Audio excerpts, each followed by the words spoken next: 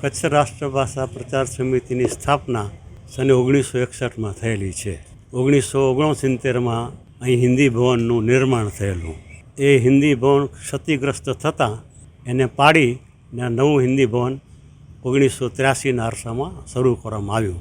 એ જે આખી પ્રવૃત્તિ થઈ એમાં કચ્છના પનોતા પુત્ર અને ગુજરાત રાજ્યના પૂર્વ મહેસૂલ મંત્રી શ્રી પ્રેમજીભાઈ ભવાનજી ઠક્કર એમનું મહત્ત્વનું યોગદાન હતું.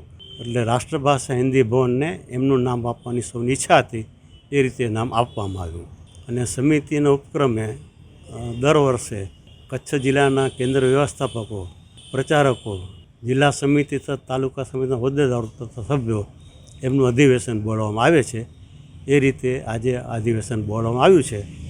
અને એમાં ગુજરાત પ્રાંતીય સમિતિના મહાનુભાવો માન્ય શ્રી શરદભાઈ જોશી, માન્ય શ્રી રાવલ સાહેબ અને માન્ય શ્રી ભાનુભાઈ ત્રિવેદી એ આપણી વચ્ચે આજે ઉપસ્થિત રહ્યા છે.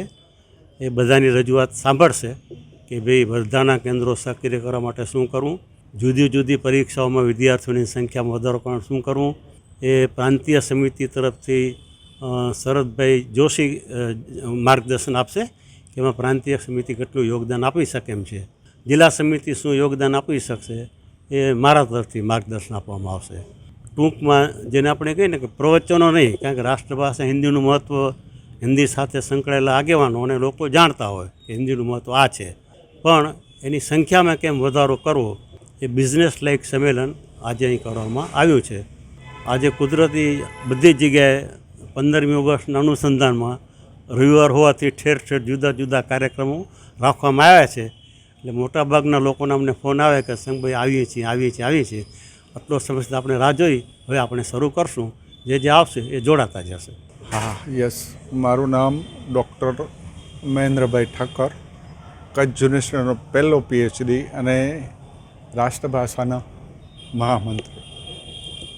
આજનો કાર્યક્રમ હા, આજના પ્રોગ્રામ માટે જિલ્લા આખામાંથી પ્રચારકો અને કામ કરનાર, હિન્દીમાં બોલવું ગુજરાતીમાં ચાલશે, ગુજરાતી પ્રચારકો અને સૌથી વધુ કાર્ય કરે છે આપણા કાર્યકરો, એના માટે બોલાવ્યું છે કે વધુને વધુ સંખ્યા થાય પરીક્ષા આપવામાં. આજે ગવર્મેન્ટ નિમણૂકોમાં પણ આ પરિપત્રોનો આનું મહત્ત્વ વધુ છે અને હજી પણ વધશે. આજે અમારા આશરો એવો છે કે લગભગ 100 જણા આવશે. કદાચ વરસાદની સિઝન છે, થોડોક ફેરફાર થઈ શકે છે.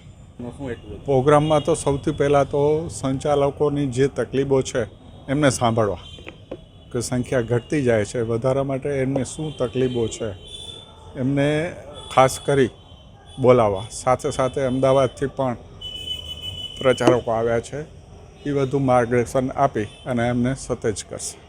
સૌથી પહેલાં તો સંસ્કૃત છે ને, જો તમારે લાંબે ગાળે ટકાવવી હોય તો પ્રાઇમરીથી એમનું આયોજન કરવું, જેમ હિન્દીનું કર્યું છે.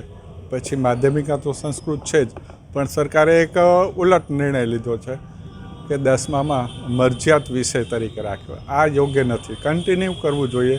આજે ગુજરાતની કે બહારની કોલેજો, આયુર્વેદિક કોલેજો સંસ્કૃતને ફર્સ્ટ પ્રેફરન્સ આપે છે. માં motor driving, safe and sure driving. Driving એ શોખ સાથે આપની મોટી જવાબદારી પણ છે. અમારા ઇન્સ્ટ્રક્ટર દ્વારા સચોટ અને સરળ માર્ગદર્શન. આપની રોજની તાલીમની માહિતી મેળવીને શું અધુરાશ છે એના ઉપર પૂરું ફોકસ કરાય છે.